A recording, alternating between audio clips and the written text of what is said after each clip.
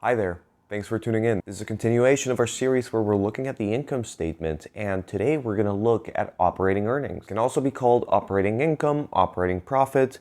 You can basically use them interchangeably. And operating earnings simply talks about the amount of profit generated after deducting all your operating expenses from your gross profits. If you remember from before, gross profits is basically your total revenues minus your cost of goods sold.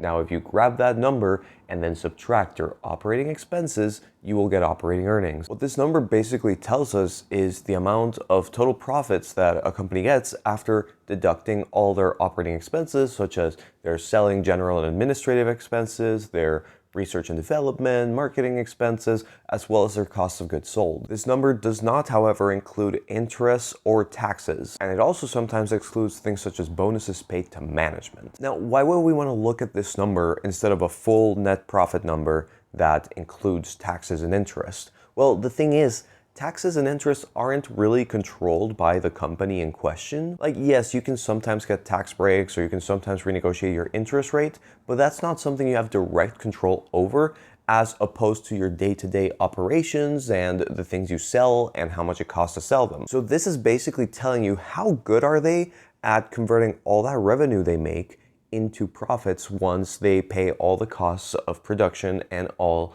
the costs of their day-to-day operations. And note that this can also be a negative number. Maybe you have a positive gross profit, but then your cost of operations is really heavy on you, and then this can be negative. And from this operating earnings number, we can get another key metric that is called the operating margin. To get the operating margin, it's very simple. You just have to divide the operating earnings by the revenue. That's going to give you a percentage, and that percentage is literally going to be what percent of revenue gets turned into operating profit. This percentage is a great number to keep in mind, especially because if a company is showing very volatile operating margins, then maybe it can be a sign of risk. Likewise, if a company is showing very steady growth of their operating margins, it can be a sign of a healthy balance sheet overall. Operating margin is not always a number that is given to you by companies, so it's important to know how to calculate it on your own. And likewise, it's just as important if you see some volatility or some decrease in your operating margins to ask why and to maybe dig deeper to understand why exactly that's happening. This metric is also quite different from EBIT because EBIT, while similar, includes some non-operating expenses